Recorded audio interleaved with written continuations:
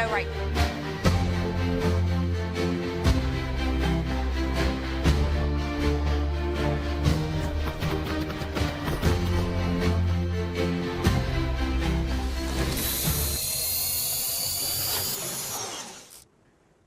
Good Wednesday afternoon, America. Good to see you. I'm Vanessa Broussard. Welcome to today's edition of The Spin Room.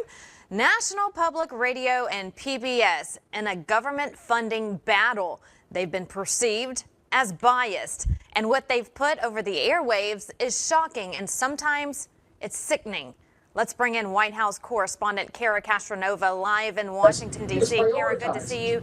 You've been investigating this thoroughly, and the propaganda they're putting out is truly disturbing. What can you tell us? It is disturbing. The White House released a statement a few days ago. President Trump really is on top of this and aware of this, that NPR and PBS and other public broadcasting has been completely hijacked, obviously, by the Democrat Party and by the woke agenda. And you know what makes this so disturbing is that taxpayer dollars are subsidizing these quote-unquote news organizations. So we are being forced as taxpayers, obviously, to pay for the woke agenda, to pay for the programming of our children, and it's very scary. And I wanted to just highlight, so the audience gets an understanding of just how bad it is, a drag queen that was featured on PBS named Little Miss Hot Mess, and I will just let the video speak for itself. Please check out this video, Vanessa. We are going to sing and dance it out. So get your singing voices ready. And we're going to start with our hips. The hips on the drag queen go swish, swish, swish, swish, swish, swish, swish, swish, swish. The hips on the drag queen go swish, swish, swish, all through the town. The hair on the drag queen goes up, up, up, up, up, up, up, up, up. The hair on the drag queen goes up, up, up, all through the town. The shoes on the drag queen go stomp, stomp, stomp, stomp, stomp, stomp. Let me hear it. Stomp, stomp, stomp. The shoes on the drag queen go stomp, stomp, stomp, all through the town. The jewels on the drag queen go bling, bling, bling, bling, bling, bling, bling, bling, bling. The jewels on the drag queen go bling, bling, bling, all through the town. The shoulders on the drag queen go shimmy, shimmy, shimmy, shimmy, shimmy, shimmy. Shimmy, shimmy, shimmy, the shoulders on the drag queen go shimmy, shimmy, shimmy, all through the town. The cheeks on the drag queen go blush, blush, blush, blush, blush, blush, blush, blush, blush. The cheeks on the drag queen go blush, blush, blush, all through the town. The fingers on the drag queen go snap, snap, snap, snap, snap, snap, snap, snap, snap. The fingers on the drag queen go snap, snap, snap, all through the town. The mouth on the drag queen goes blah, blah, blah, blah, blah, blah, blah, blah, blah. The mouth on the drag queen goes blah, blah, blah, all through the town. Here's our big finish, the dance of... Sorry I had to put you through that, Vanessa. They played the whole clip through. It's pretty nauseating, for lack of a better word, that taxpayer dollars are going into the pocket of Little Miss Hot Mess, who clearly is a hot mess. I don't know what else to say about that, but that is who's being featured on PBS. It's absolutely crazy that American taxpayer dollars are being used for the entertainment, I guess, of children with this person. I don't know what your thoughts are, or if you're as appalled as I am. I think it's disgusting. And I think that what you said exactly is how I feel right now, nauseating. That's the first time I've seen it all the way through. It lasted longer than I wished because it just couldn't end quick enough. But that is disgusting. It's nauseating to brainwash our children like that. And also, where are the parents? I would never let my 3-year-old child watch that mess. And, you know, they call it a hot mess, but she's not even hot. It's disgusting. And it's sad Right. that, yes, taxpayer dollars are being put to this. Unbelievable, Kara. And sadly, really, because, you know, public broadcasting is obviously quote unquote free to the public, PBS. And, you know, as a kid, I came up in a sort of lower income family. And really, that was the only channel we had. There was like a variety of about 10 channels. We didn't have cable back then. And I think that pretty much is similar nowadays. So really, they're just exposing all of these kids that are probably coming from lower income families to this ridiculous propaganda. So I think they're most at risk. You know, I'm going to go with that narrative. It's pretty scary. And then NPR, you know, you think it couldn't get worse. NPR, which has a quote unquote alleged award-winning news programming on it, now has sort of cartoon news where they're presenting animals in a zoo that are non-binary, or that they're two males that are humping each other, that go to a fertility clinic and try to have a baby, whether they're penguins or anteaters or whatever ridiculous fantasy that they're putting into these kids' brains to confuse them. This one's pretty interesting too, to say the least. Please take a listen to this from NPR.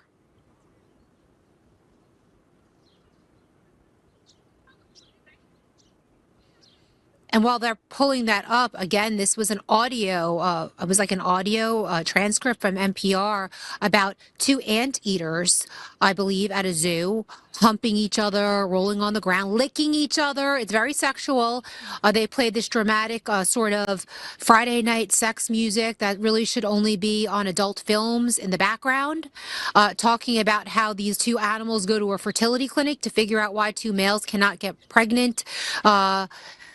It's really scary stuff. If you guys have that clip, I would just love for you to hear it. It's very upsetting.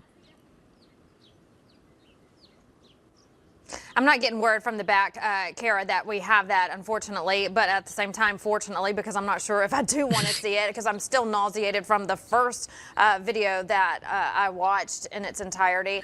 How disgusting. You know, I feel so bad for our kids and just what the future holds for them, because if we don't stop this at home, every single parent, grandparent, aunt, uncle, whoever's watching right now, if you have a child in your family, it is your duty to protect them. You know, that is your job, to protect them. And it's an ugly world out there. It is. It's sad that it is. Thankfully, Kara, there's more good than evil, but the evil is trying very hard, and they are attacking our children. And they're telling me they don't have it, but I'm kind of glad we don't. I don't know if I want to see it right now, Kara, because the first drag queen that I saw, yeah. You know, when I was watching that, I'm thinking about my little baby at home, my little boy who's 3, and he's watching Mickey Mouse and these little Netflix shows and YouTube shows. And, you know, I sit there with him and I make sure everything is, you know, Coco Melon, things like that. And so I just can't imagine a parent who would allow their child to see this. Now, I know sometimes parents have to work, or they're in the other room doing laundry or cooking, and something shows up on the TV like this drag queen, so you can't really see everything at all times. But we've got to protect our kids. This is just bad. We do. And then, you know, a parent thinks PBS and NPR, oh, these are trustworthy organizations. This is, you know, where Sesame Street lives and things like that. And a lot of people are saying, by the way, Sesame Street has been hijacked as well. And I'm looking into that. I know Marjorie Taylor Greene is calling it for to be defunded. So that's very sad. That's happening. And I said it's the Muppeteers that have been hijacked, not the actual characters. Like, obviously, if you have people that are portraying these Muppets that are completely woke, activists, portraying themselves as Big Bird, that's an issue, when you could just hire maybe a company or writers that are not going to write in that manner. But yes, it's very upsetting. And President Trump has, I think, Congress is coming back on April 28th and is going to ask Congress to hopefully defund these organizations and defund the public broadcasting organization that's giving taxpayer subsidies to NPR and to PBS as well. So the president is on top of that. And Congressional Republicans have really called for the defunding of these organizations, yet they continue to vote on bipartisan bills that keep funding them. So it makes absolutely no sense, especially since a whistleblower from NPR came out and actually exposed the fact that in the newsroom, there's 87 to 0 Republican to Democrat. So, I mean, this is just crazy. 87-0, meaning there are absolutely no Republicans in the NPR newsroom. They go to bat for Democrats. They've called President Trump a rapist on NPR. There are reporters who go on there with Biden for president when he was running back a year or two ago. Biden for president hats, really complete activists. And again, these are taxpayers that are paying for this. More than half the country obviously voted for President Trump, so they're being forced to pay for things that they don't even agree with.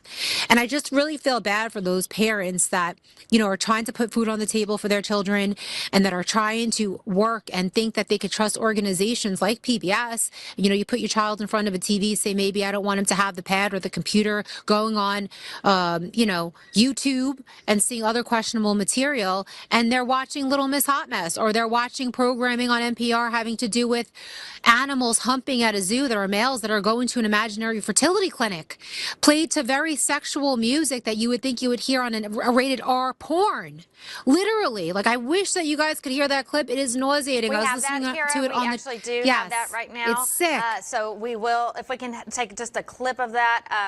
And Yes. I'm just going to speak for everyone. Kara, and this is great. I think the public needs to know this. I know you're investigating this thoroughly, and I can't wait to see your full report. Hopefully tomorrow you'll have more on that. But we need to see this. I'm not sure if we need to hear it in its entirety, but let's play it.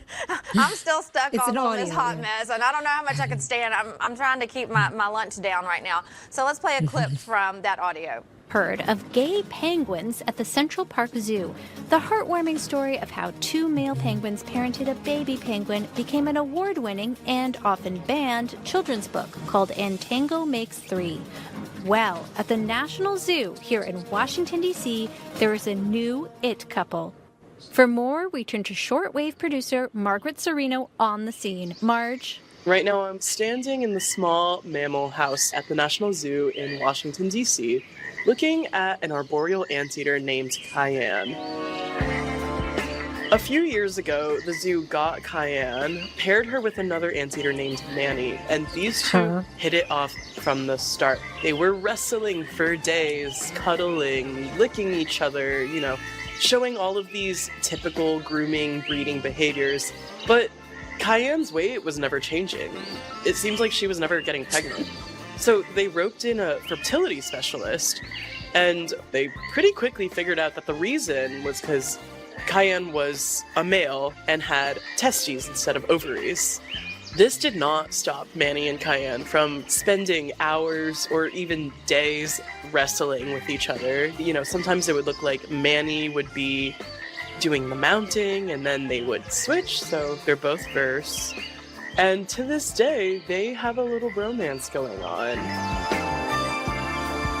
Selena, back to you. Now It goes on and on, Vanessa, for several minutes, and it gets worse and worse and worse, as you can imagine. I don't know what a ver is. That he says they're mounting each other, so they're both vers. What is a ver? I'm not really hip to that I'm not hip. terminology. I'm obviously not hip either, and if that means I'm Right. not hip to not know the lingo and these videos and audio clips that we're hearing, fine. I don't want to be hip because Right. So that's just NPR for you. This is craziness. So I don't know what your thoughts are on that clip, but it goes on for quite a while. Well, going back to, you were saying how many Republicans and Democrats are in the organization and employees there, and how they've made comments about President Trump. The White House memo, a White House memo came out, Kara, and it says that the NPR CEO once called Trump a fascist, a deranged racist. And then she said last month that she regrets making those statements. Well, of course you do. You didn't regret them whenever you said them, and weeks after you said them, and months after you said them, but just last month she says she regrets those statements, clearly because she's, looking at losing lots of money, lots of funding over this. Yes, definitely. And Doge is taking a look at this. From what I understand, in the coming days, Doge will be set loose on NPR and on public broadcasting, the organization that is giving funding to NPR and to PBS as well. So Elon Musk is definitely on top of it. And I believe that they're going to issue a report on whether they recommend defunding these organizations or not. So I'm looking forward to what they come up with, and any type of waste or spending and obvious hypocrisy and what they're pushing and what we're wasting taxpayer dollars on. Like, I think it was Marjorie Taylor Greene or somebody in the Congress said, you have a right to spread your vile lies, I guess, but not on the taxpayer dime. Like, if you want to spread your vile lies and see if anyone believes them, I guess that's your right to do that, but definitely not on the taxpayer dime.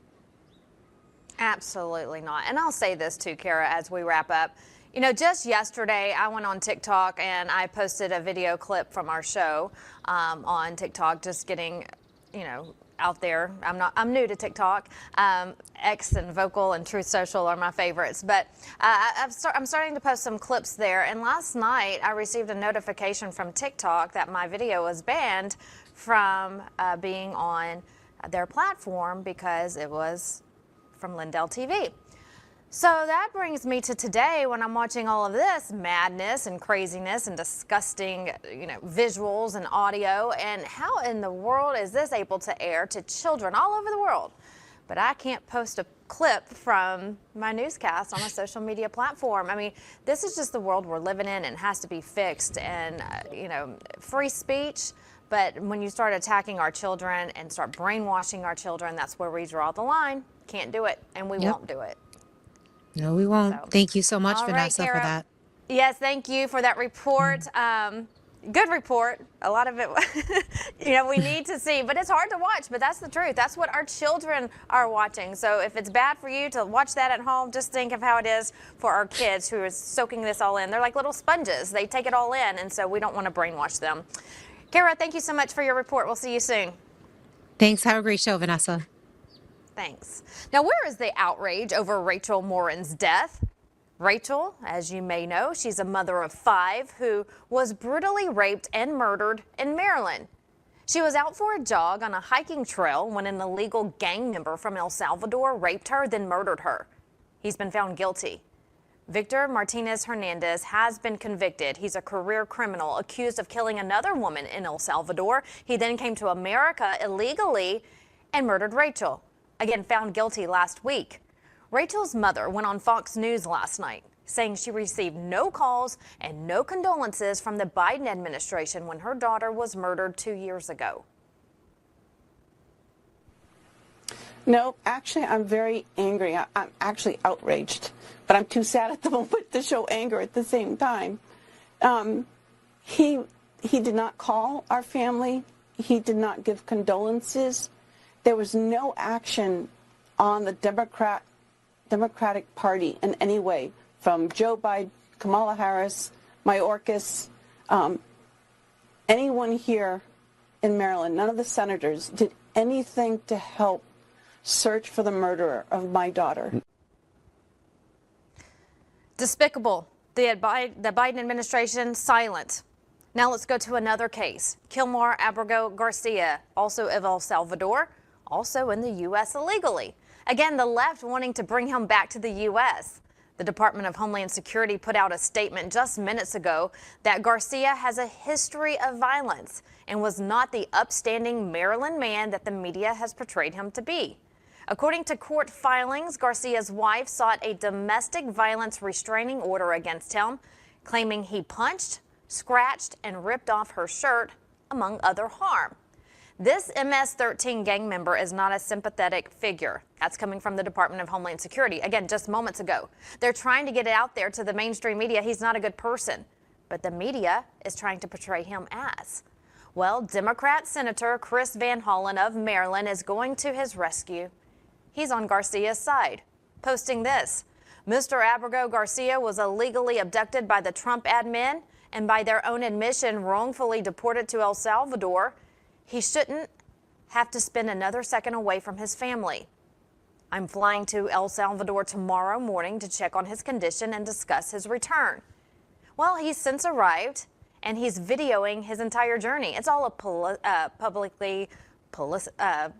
political stunt, a photo op. That's all it is, a publicity stunt. Senator Van Hollen did not check on the Americans that these people are stealing from, that they're raping, that the American families in his own state whose loved ones are dying at the hands of so many illegals. He doesn't check on them, but he runs to El Salvador to check on this illegal immigrant. Just doesn't seem right. Oh, and it's all a big fraud. Look at this, going out to what the Department of Homeland Security said, going off what they just said. Maryland court documents, they show Abrego Garcia's wife actually petitioned for an order of protection against him back in May of 2011. Now she's saying he's a wonderful husband and father and needs to be brought back. How times have changed. In 2011, again, here's the court order you're looking at right now. A petition for an order of protection against him. Now, with all of this going down, he's a wonderful husband, he's a wonderful father, and he needs to be brought back. That's what she said. Well, he's not. He's a gang member, and he was here illegally. Don't let the Democrats and mainstream media tell you otherwise. They're trying to make it fit their narrative. So to wrap it up, Pam Bondi says the U.S. and El Salvador have both agreed that the left can complain all they want. This is not his home. He's staying put in El Salvador. Here's Pam Bondi. He is not coming back to our country. President Bukele said he was not sending him back. That's the end of the story. If he wanted to send him back, we would give him a plane ride back. There was no situation ever where he was going to stay in this country. None. But he's from El Salvador, he's in El Salvador, and that's where the president plans on keeping him. What's so hard about that? The left just doesn't get it. The mainstream media just doesn't get it. This is day 3. We started on Monday. The media asking about it to President Trump, to Pam Bondi, to Marco Rubio, to Stephen Miller. Yesterday, Tuesday, to the press secretary. Today, to Pam Bondi again. They just don't understand illegal immigration. Illegal immigration is just that. It's illegal. You come here illegally, it's a crime. You get deported back to where you came from. Should be an easy process, but the left, they sure are making it hard. In other news, I've been waiting for this one. Peekaboo, we see you. New York Attorney General Letitia Peekaboo James, who went after President Trump, who did nothing wrong, is finding herself now under investigation. She's under federal investigation for mortgage fraud. Here are the papers. You're looking at them right now. A criminal referral by the Federal Housing Finance Agency. Allegations of mortgage fraud. You see Letitia Peekaboo James named a Virginia property her principal residence in 2023. That's according to this document. It also says in 2023 she purchased that Virginia property while holding a statewide public office in New York. Uh-oh. If that holds true, Peekaboo could find herself in big trouble. She already is. The woman who ran her campaign to get Trump and sat in the New York courtroom looking over his shoulder while he was on trial will now get her turn in front of a judge. We'll keep you posted on the investigation as new information becomes available. Well, autism. We all know someone who has it. The numbers are skyrocketing. We talk about it all the time. Robert F. Kennedy Jr. says we'll know by September what's causing 1 in 3 American children to be diagnosed. He's made it a promise to get answers, and he spoke today more on the autism epidemic.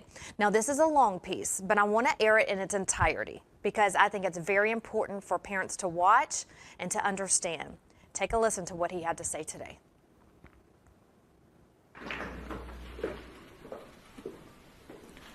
I'm going to go over some of the key numbers from the ADDM report. Overall, the autism is increasing in prevalence at an alarming rate. The study tests 8-year-olds who were born in 2014. And by the way, these studies are 2 years later than they should be. And one of the things that we're going to do as we move this function to the Administration for a Healthy America, to the Chronic Disease Division, the new Chronic Disease Division, is we are going to have updated real-time data so that people can look at this, so Americans can understand what is happening with chronic disease in this country in real time, and not have to wait 2 years to react. We don't wait 2 years to react to a measles epidemic, and we should not, or any kind of infectious disease. We shouldn't have to do that for diabetes or autism. The ASD prevalence rate in 8-year-olds is now 1 in 31. shocking. There's an extreme risk for boys. Overall, the risk for boys of getting an autism diagnosis in this country is now 1 in 20. And as high in California, which has the best data collection. So it probably also reflects the national trend, 1 in 12.5 boys. This is part of an unrelenting upward trend. The prevalence 2 years ago was 1 in 36. Since the first ADDM report in 1990, which was 1992 births, autism has increased by a factor of 4.8. That's 480%, I believe. The first ADDM survey was 22 years ago when prevalence was 1 in 150 children. In all the core states, the trend is consistently upward, and most cases now are severe. So about 25% of the kids who are diagnosed with autism are nonverbal, non-toilet trained, and have other stereotypical features, head banging, tactile and light sensitivities, stimming, toe walking, etc. One of the things that I think that we need to move away from today is this ideology that the autism diagnosis, that the autism prevalence increases, the relentless increases, are simply artifacts of better diagnoses, better recognition, or changing diagnostic criteria. If you look at Table 3 of the ADDM report, it's clear that the rates are real, that they are increasing in the last 10 years, which is the beginning with the first one. Year by year, there is a steady, relentless increase. I want to, because this epidemic denial has become a feature in the mainstream media, and it's based on an industry canard. And obviously, there are people who don't want us to look at environmental exposures. And so I want to just read you some of the little excerpts from some of the older studies. The baseline for autism in this country was established with the largest epidemiological study in history, a study of all 900,000 children in the state of Wisconsin, children under the age of 12. They found 0.7 children had autism in every 10,000. That's less than 1 in 10,000. Today we're at 1 in 31.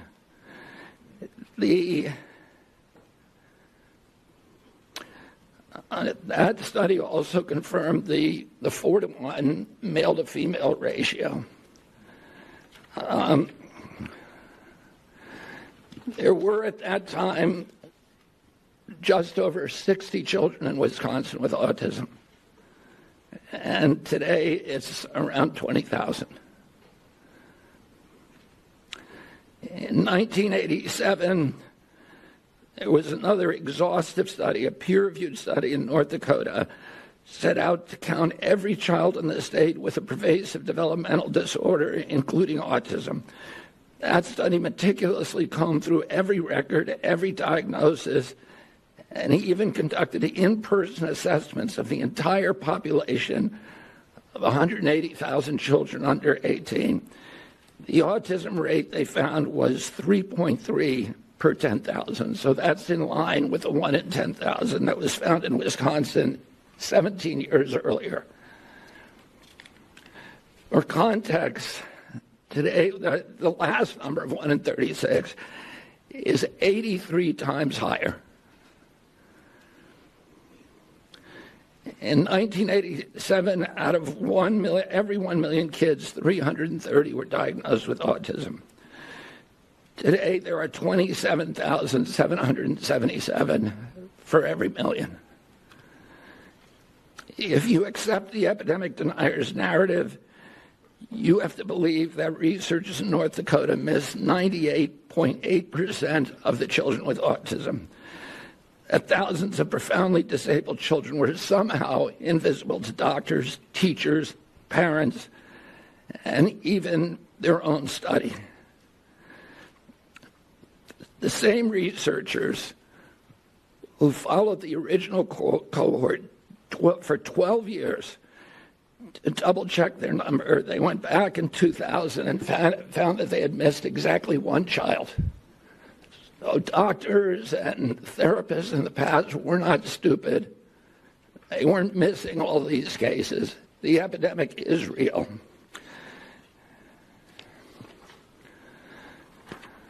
Between 1959 and 1965, researchers from 14 hospitals associated with major universities undertook the National Collaborative Perinatal Project, tracking 30,000 children from birth to age 8. This was no half-baked survey-based analysis. The study conducted 9 separate screenings covering neurology, psychology, speech, language, hearing, and visual function. Every developmental quirk, anomaly, and disorder was logged with painstaking detail. Autism, a condition characterized by profound impairments in social communication and behavior, would have stood out like a neon sign. There were 14 cases. That's 4.7 per 10,000. So we know what the historic numbers are, and we know what the numbers are today. And it's time for everybody to stop attributing this to this ideology of epidemic denial. In 2009, the California State Legislature charged the Mind Institute at UC Davis because this myth was already becoming pervasive, the myth of epidemic denial was already becoming pervasive in the mainstream media. The California legislature directed the Mind Institute at UC Davis to answer the question. And Irva Hertz-Pichotto is a highly esteemed, revered scientist, neurology, and epidemiologist, came back with a definitive answer: the epidemic is real. Only a very, very small portion of it can be changed to can be charged to better recognition or better diagnostic criteria. I want to say a couple of other things. There are many, many other studies that affirm this. And I'm hoping that he gets down to the bottom of it. He's working very hard. He just said in a cabinet meeting to President Trump last week that he will know, and we will know by September, what's causing this autism outbreak amongst our children. He just made that big speech today giving us updates, and I know that's a relief for so many parents and parents-to-be out there as well. So kudos to Kennedy for trying hard. I know it hits home for a lot of us, and so we'll continue to bring you updates. We cover that thoroughly here on Lindell TV when it comes to the autism pandemic. That'll do it for us today here on Spin Room. We'll see you here in about 30 minutes on the Mike Lindell Show. Stick around for that. That's coming up here in just a little bit.